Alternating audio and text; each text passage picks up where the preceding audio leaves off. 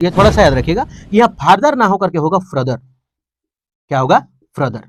ये फादर जो है ना, फार यहाँ लिखा है ना FAR, फार, तो अब इसे याद रखते हैं, फार का मतलब दूर होता है, फार अवे, दूर हो गया, है ना। तो फादर का मतलब दूर होता है, और हमको आगे का डिटेल चाहिए तो फ्रदर डिटेल, आगे का हमको चाहिए ना, तो आगे का इंफॉर्मेशन बोल रहे हैं, दूर का इंफॉर्मेशन थोड़ी बोल रहे हैं आगे का इंफॉर्मेशन, तो यहां हो जाएगा फ्रदर डिटेल। ठीक, तो ये फादर की जगह क्या करेंगे? फ्रदर। ये इंपॉर्टेंट है, बड़ा बहुत बार पूछा गया ये सवाल, फादर और फ्रदर करके बहुत बार दिया है, तो इसको एकदम याद ही रखिए कि अगर फार, फार मतलब दूर नहीं बोलता, मार याद नहीं होते तो ऐसे याद रखिए, फार मारबो फार दबो, अगर इतने धमकी दे दिए अगला बार से दूरे रहेगा, वो सटल नहीं आएगा, मारबो फार दबो, तो फार देंगे मार के, फार देंगे मार के, तो इसका मतलब हमेशा दूर रहता हूं, तो पास हटतो ना, तो फारदर मतलब दूर, और फ्रदर मतलब आगे, ब्रदर मतलब आगे का। तो अब तो याद हो गया फारदर, फर्दर बड़ी इंपॉर्टेंट है, बहुत बार। देर इन्वर्जन का काम करता है। देर किसका काम करता है? इन्वर्जन का। इन्वर्जन का मतलब होता है ना उल्टा, जैसे हम कोई सेंटेंस लिखते हैं तो उसमें पहले लिखते हैं क्या? सब्जेक्ट, उसके बाद लिखते हैं वर्ब, जैसे आई एट, मैं खाया, आई एट मैं खाया। लेकिन अगर वही देर का प्रयोग हो ना, तो वर्ब पहले होगा, डिड आई एट, क्या मैं खाया, ऐसा, तो वर्ब पहले हो जाएगा। अगर देयर है तो इन्वर्जन का, सिंपल वर्ड अगर कोई बोलेगा सिंपल सेंटेंस लिखे तो पहले सब्जेक्ट फिर वर्ब, लेकिन अगर देयर आया तो इन्वर्जन आएगा, पहले वर्ब आएगा बाद में सब्जेक्ट आएगा। चलिए, जब अभी हम पढ़ेंगे प्रीवियस ईयर का एरर क्वेश्चन। एसएससी में जितना प्रीवियस ईयर पूछा है उस सब प्रीवियस ईयर का हम जब लेकर के आते हैं, सब प्रीवियस ईयर लेकर आते हैं, क्योंकि एग्जाम में 95% से ज़्यादा जो होता है, पूछा जाता है, वो प्रीवियस ईयर का सवाल रहता है, और वही कॉन्सेप्ट रहता है। क्वेश्चन चेंज मिलेगा लेकिन कॉन्सेप्ट वही रहेगा। ठीक है, तो ये प्रीवियस ईयर का होता है। ठीक, अगर आपको ग्रामर अगर तेजी से सीखना है तो जो क्लोज स्टेज का सीरीज चल रहा है आप उसको रेगुलर देखते रहिए, ग्रामर एकदम दिमाग में हट जाएगा, पूरा अच्छा से हट जाएगा, अगर तेजी से सीखना है तो। ठीक है, तो आगे बढ़ते हैं। It has becoming clear. अब देखिए इसमें हम क्या करेंगे ना, ऑप्शन छाटेंगे, कौन ऑप्शन क्यों नहीं होगा ये भी देखेंगे कि आखिर हुआ क्यों नहीं गलत, गलत होना चाहिए। सबसे पहले जो सही है उसको देख लेते हैं आखिर सही क्यों है।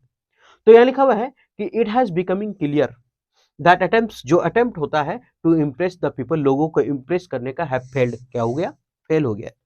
अब यहाँ सवाल कि पहला ऑप्शन देखते हैं कि सही है कि गलत है, अगर गलत निकल गया तो आगे वाला भी देखेंगे कि सही क्यों था। ठीक, ये लिखा है इट, इट हमारा जो है वो सिंगुलर है, इट क्या है? सिंगुलर सब्जेक्ट है, सिंगुलर, तो आगे आने वाला वर्ब भी कैसा होना चाहिए? सिंगुलर होना चाहिए। तो इट के साथ हैज लगा हुआ है, ये सिंगुलर है। ठीक, तो अब याद रखिएगा कि वर्ब में अगर एस लगता है, अगर वर्ब में एस लगता है तो वो सिंगुलर होता है, लेकिन अगर नाउन में एस लगता है तो वो हमारा होता है प्लूरल। फिर से सुनिएगा, नाउन में अगर एस लगा तो वो प्लूरल, लेकिन वर्ब में अगर एस लगा तो वो होगा सिंगुलर। जैसे इज, एस लगा है ना लास्ट में, तो एस फॉर सिंगुलर।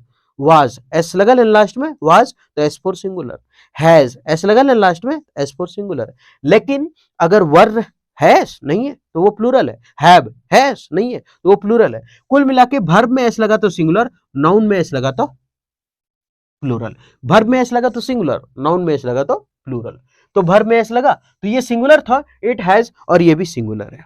ठीक, आगे अब लिखा हुआ हैज, जब हैज आए तो दिमाग में तुरंत टन से बजना चाहिए कि एच प्लस वर्ब 3 होता है, एच प्लस वर्ब 3। एच मतलब कौन? एक हैव है, एक हैज है, और एक हैड है, इसके साथ हमेशा वर्ब 3 आता है, हैव हैज हैड, इसके साथ क्या आता है? वर्ब का तीसरा फॉर्म आता है। तो सवाल आगे देखिए कि ये वर्ब का तीसरा फॉर्म है कि नहीं है, तो हैज के बाद तीसरा फॉर्म कहां है भाई? ये तो चौथा फॉर्म है, और चौथा फॉर्म अधिकतर किसके साथ आता है? जब वो एक्टिव वॉइस में होता है, इज एम आर के साथ, वाज वेयर के साथ ये आता है। ठीक, उसके बाद हैज के साथ आता है, लेकिन वो बिन लेगा तब, हैज बिन रहेगा तब आता है।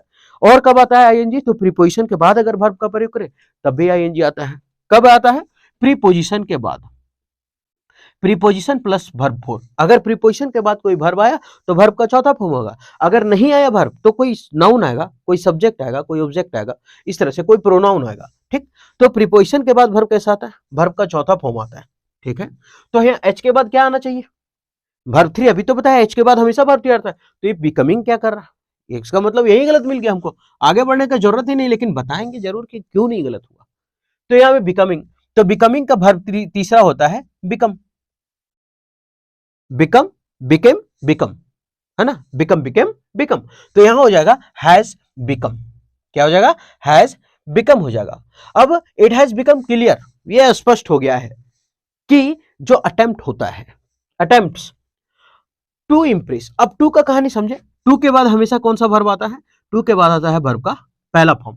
तो टू इम्प्रेस यहां तक सही है, टू इम्प्रेस सही है।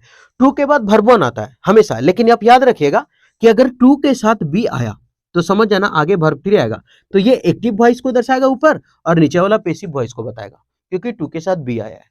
ठीक, तो टू के बाद क्या आता है वर्ब वन। लेकिन टू के बाद वर्ब वन हम तभी लिखेंगे ना जब वो कोई एडजेक्टिव के साथ टू नहीं लगा हो, जब कोई एडजेक्टिव के साथ नहीं हो, जब कोई वर्ब के साथ नहीं हो, जब कोई इडियम फ्रेज के साथ टू नहीं हो, तब अगर उन लोगों के साथ टू लगाया तो इसका मतलब फिर आईएनजी लगेगा।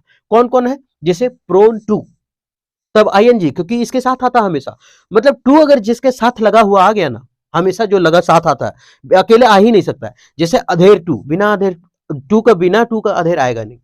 अकस्टम टू, बिना अकस्टम का टू आएगा नहीं। ठीक, जैसे एडिक्टेड टू, बिना एडिक्टेड टू के बिना आएगा नहीं। Committed to, committed to, committed जो है ना वो टू के बिना आएगा नहीं। एडिक्टेड टू, क्या क्या बोले, addicted to, prone to, adhere to, accustom to, with a view to, amendment to, ये सब है। तो इसके बाद आईएनजी आएगा, है ना, इसके पहले वर्ब का प्रयोग होगा और इसके बाद आईएनजी आएगा। ठीक, तो यह समझ गए थे, टू के बाद वर्ब वन है, ये सही है। द हमारा है डिटरमिनर, और द के बाद एक वर्ड यूज हुआ है इसलिए यह हमारा नाउन है। अगर दो होता तो पहला एडजेक्टिव होता, दूसरा का नाउन होता। आर्टिकल क्या होता है, ए एन और द। अगर एक वर्ड है तो वो नाउन है, अगर दो वर्ड है तो पहला एडजेक्टिव है, दूसरा नाउन है। अगर तीन वर्ड है तो इसका मतलब ये एडवर्ब है, ये एडजेक्टिव है और ये नाउन है। ठीक, तो यहाँ डिटरमिनर है ये आर्टिकल, और उसके बाद एक ही वर्ड है बाकी तो वर्ब है, तो ये हो गया हमारा नाउन हो गया। ठीक, आगे, और जब ये नाउन हो गया तो इसका मतलब अब पीपुल क्या है, पीपुल तो प्लूरल है, तो प्लूरल के बाद भी क्या हमारा है, प्लूरल वर्ब का प्रयोग हुआ है। तो प्लूरल है तो प्लूरल है, यहां तक तो सही है। हम बोले एच वाले के साथ हमेशा वर्ब थ्री होता है, तो फील्ड भी वर्ब थ्री है, तो इसका मतलब यहां कोई गलती नहीं है, यहां कोई गलती नहीं था, गलती कहां था, इट हैज बी कमिंग में। अब समझ में आ गया कि ये पूरा क्यों नहीं गलती और गलत था क्यों।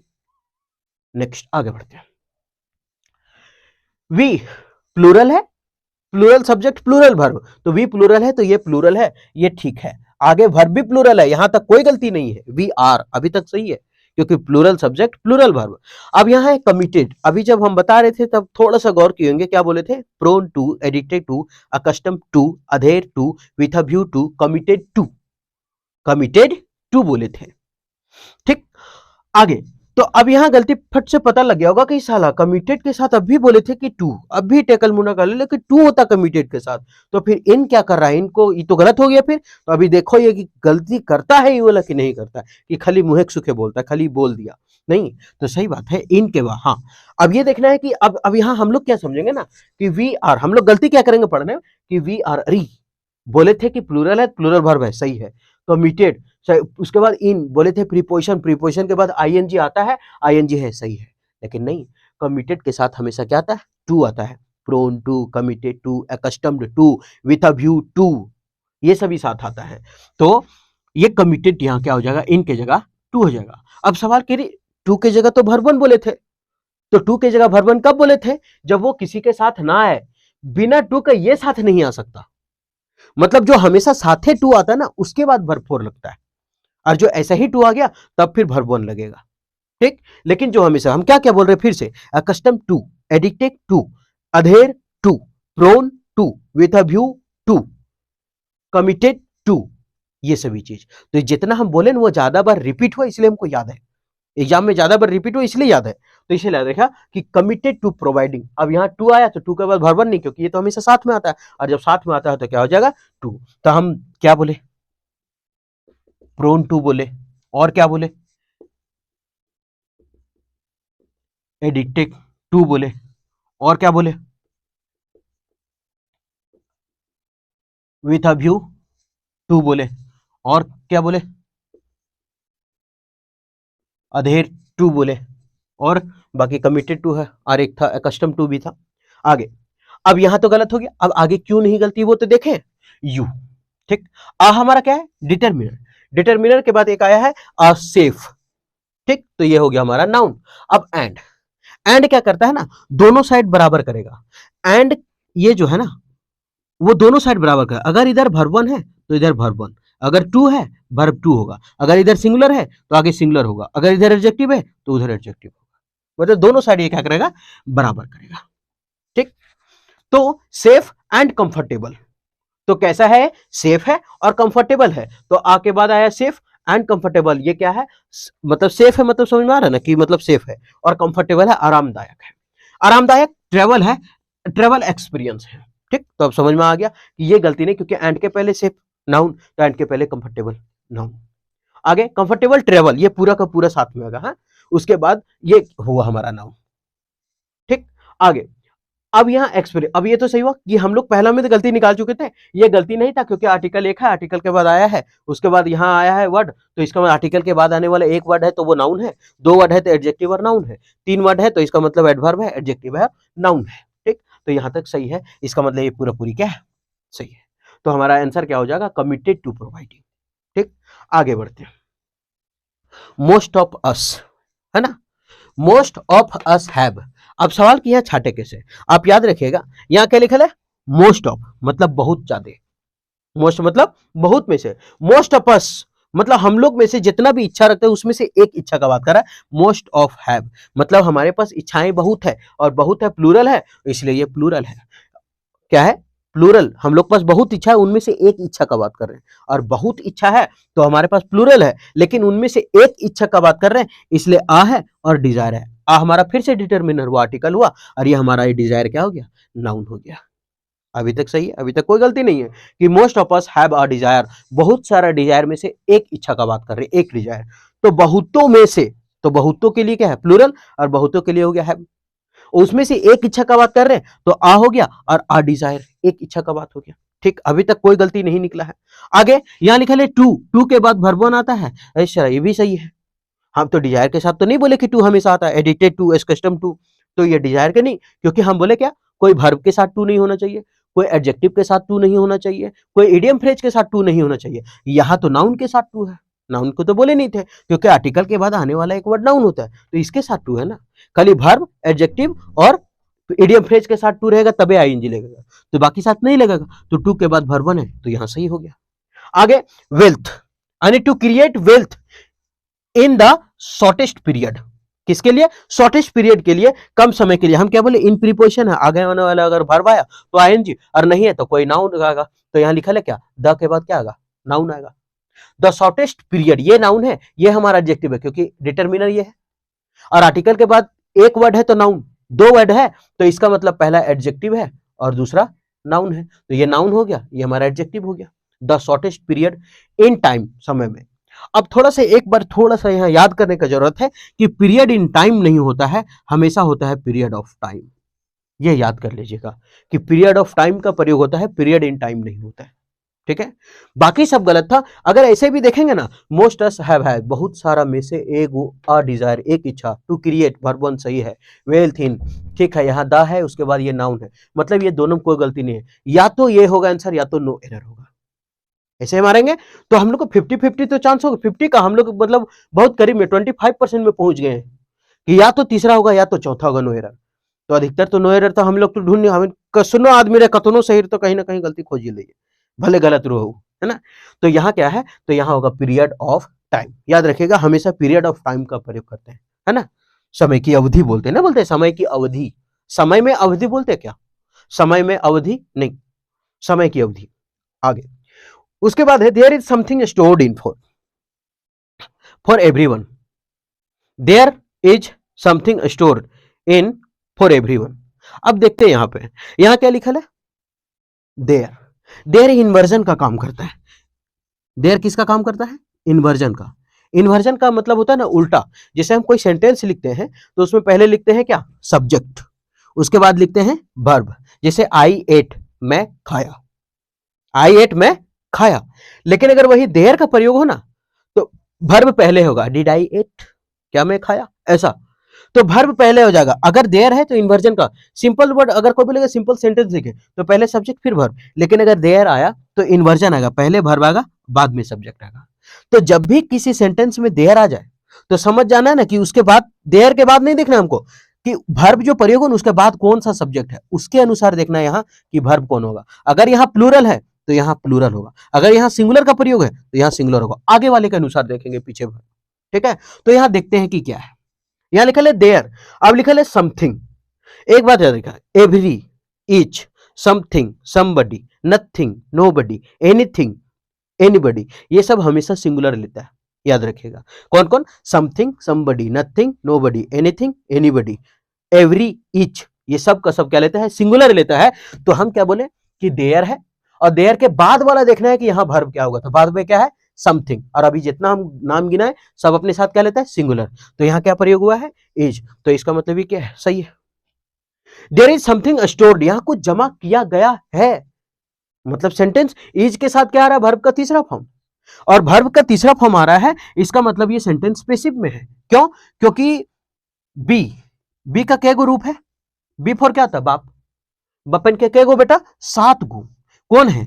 इज है, एम है, आर है, हैव है, सॉरी सॉरी सॉरी, इज है, एम है, आर है, बीन है, बी है, एक बीइंग है, एक वाज है, एक वर है।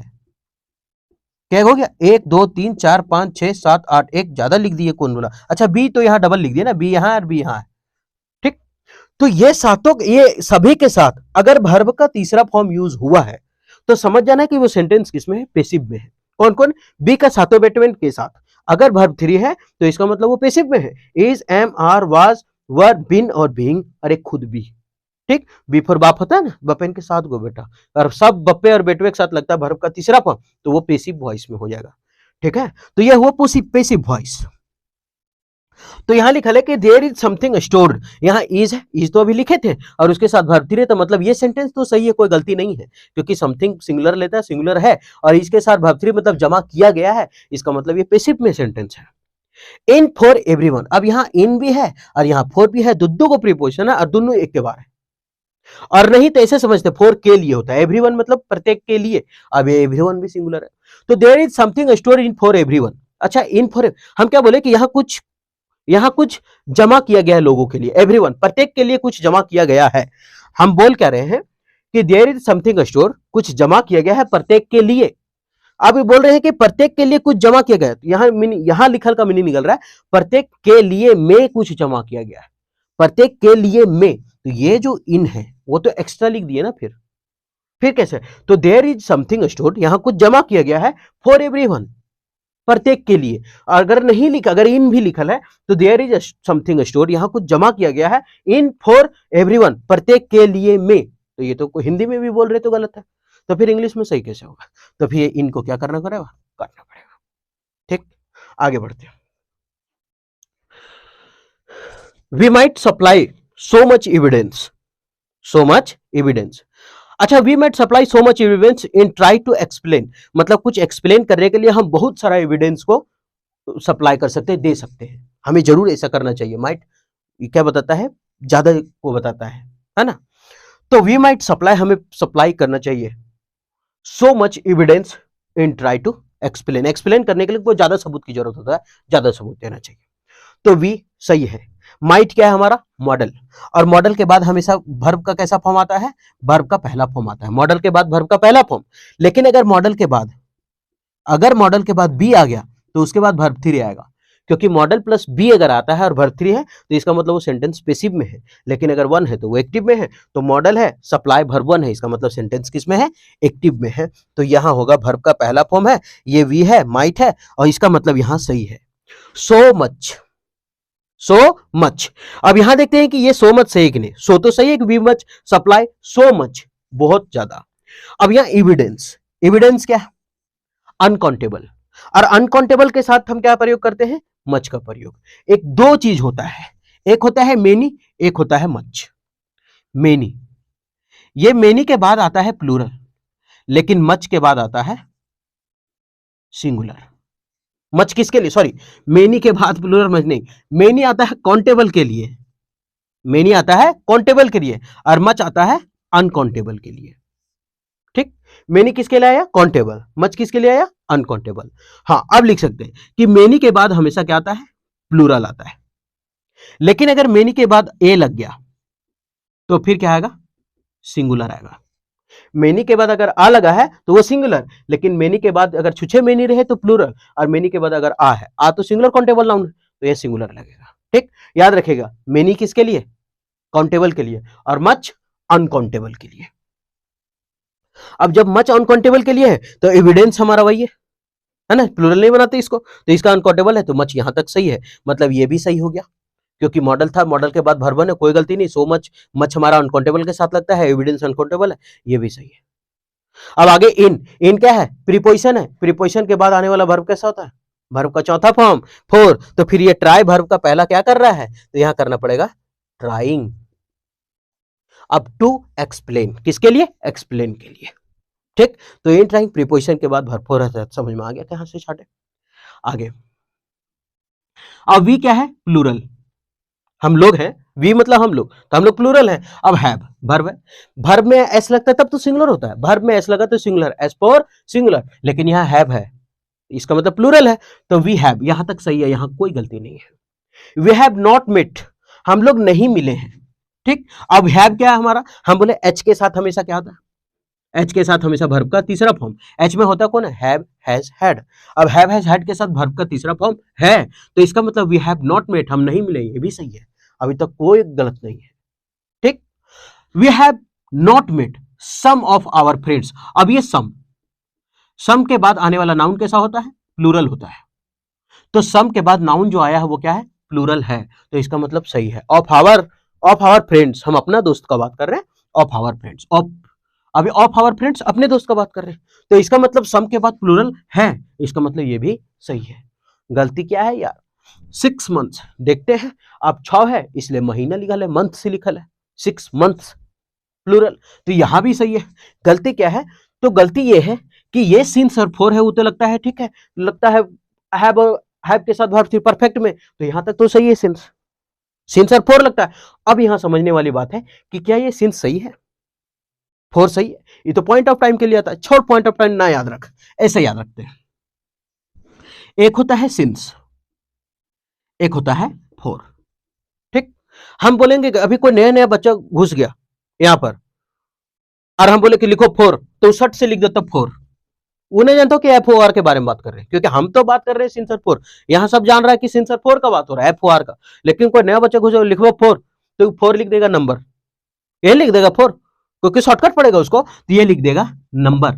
तब याद रखना है कि फोर फोर नंबर जैसा लग रहा है ना, तो नंबर वाले में फोर लगता है, नंबर वाले में फोर लगता है, तो क्या नंबर वाले में फोर लगता है, तो फिर 1986 में हम, ये भी तो नंबर है, तो क्या इसमें फोर लगा दे, नहीं। 3 चीज छोड़ देना आपको, 3 चीज कौन छोड़ा, एक ईस्वी छोड़ना है, एक तारीख छोड़ देना है, और एक बजे छोड़ देना है, ठीक। ईस्वी में जैसे 2000 ईस्वी, तारीख में जैसे कि 3 जनवरी, और बजे मतलब 9 बजे, या फिर 8 AM, AM लिखल मिलेगा तब, है ना, 8 AM 9 PM, अगर लिखल मिले AM PM तब, क्योंकि AM PM ही बजे बताता है। तो ईस्वी तारीख बजे वाला नंबर छोड़ के बाकी सब नंबर वाला में फोर, नंबर वाले में फोर, बिना नंबर वाले में सिंस, नंबर वाले में मॉर्निंग, सुबह से नंबर है क्या, सिंस मॉर्निंग, सिंस मॉर्निंग, जैसे हम बोले सुबह से, 2 घंटा से, 2 आ गया नंबर, 2 घंटा से तब फोर। सुबह से अगर बोले शाम से, तो कोई नंबर है नहीं, तो बिना नंबर वाले में सिंस, नंबर वाले में फोर, लेकिन एक एक्सेप्शन के लिए याद रखना, ईस्वी तारीख बजे छोड़ करके, अगर लिखे 2000 से तो सिंस 2000, 3 बजे से सिंस 3 o'clock, 3 जनवरी से सिंस 3 जनवरी, तो ईस्वी तारीख बजे वाला नंबर छोड़ देना, बाकी सब नंबर में क्या प्रयोग करना है, फोर, और बाकी बिना नंबर वाले में सिंस, खाली ईस्वी तारीख बजे आए तभी लगाना है सिंस, ठीक। तो यहां तक कंफर्म हो गया होगा।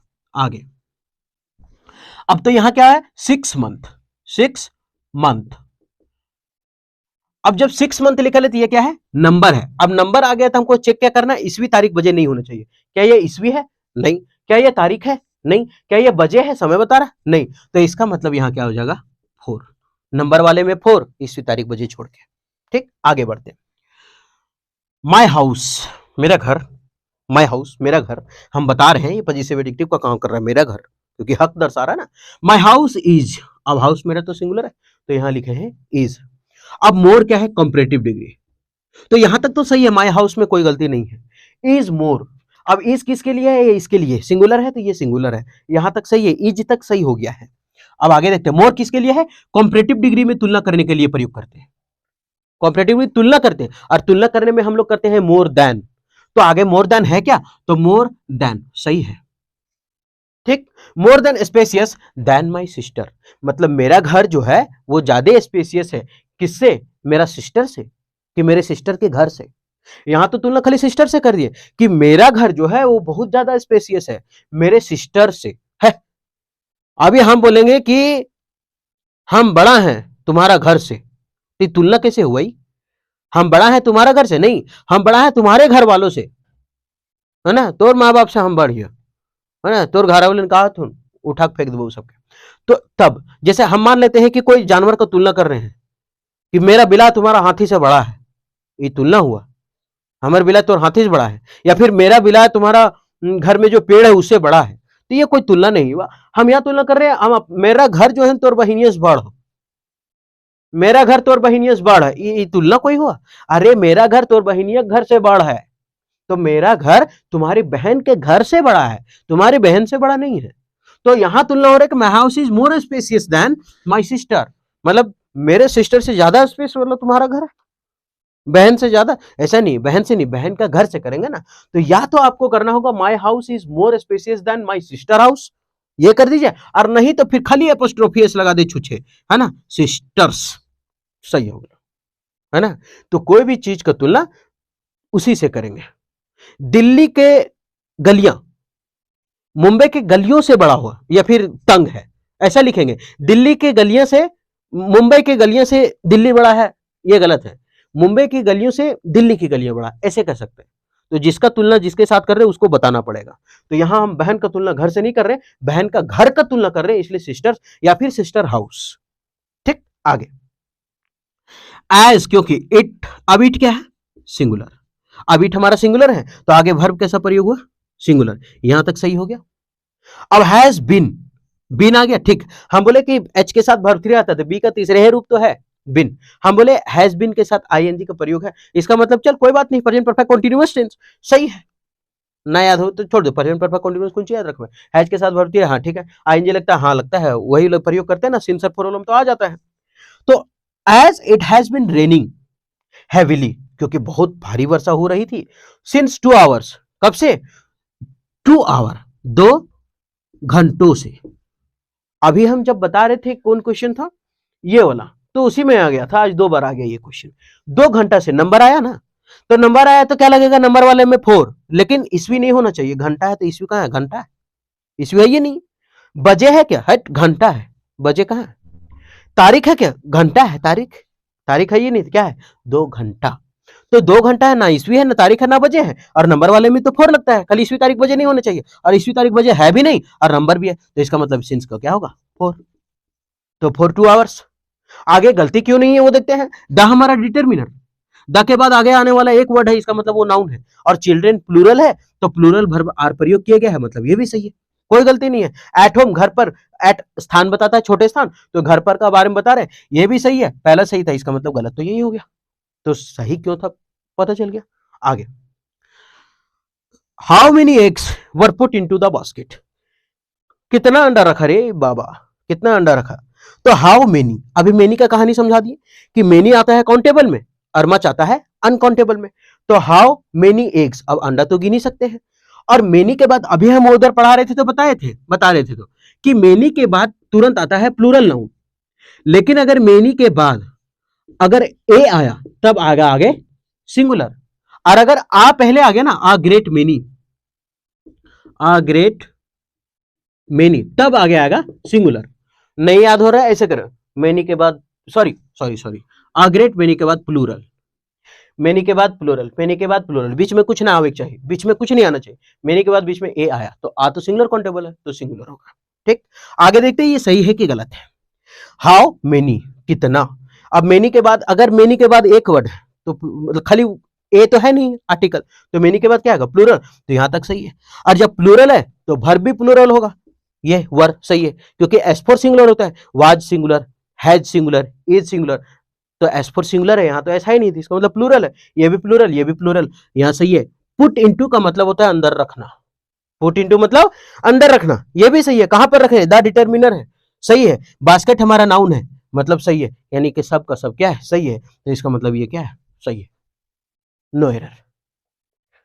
ठीक, आगे, इफ ही वांट्स, इफ, ठीक, ही क्या है हमारा, सिंगुलर, वाह सिंगुलर हुआ ना, तो आगे वर्ब, वर्ब में एस लगेगा तो सिंगुलर। अब यहां लिखा है वांट्स, इफ ही वांट्स, यदि वो चाहता, तो सही है, क्योंकि ये भी सिंगुलर, ये भी सिंगुलर, वर्ब में एस लगे तो सिंगुलर, तो इफ ही वांट्स ये सिंगुलर हुआ। क्या चाहिए उसको, फर्दर इंफॉर्मेशन, अगर आगे का इंफॉर्मेशन चाहिए, सेंड हिम टू मी, मतलब आगे का इंफॉर्मेशन मेरे पास भेजो, टू मी, मेरे पास भेजो, ये सही है, सेंड मतलब भेजो, if he wants further information, अगर तुम आगे का इंफॉर्मेशन चाहते हो तो सेंड हिम टू मी, तो इसको भेजो मेरे पास, तो ये पास्ट में है तो सेंड है। ठीक, आगे, तो यहां क्या है, तो यहां गलती फर्दर का एक वर्ड मीनिंग का गलती है, थोड़ा सा याद रखिएगा कि यहां फर्दर ना होकर के होगा फर्दर, क्या होगा, फर्दर।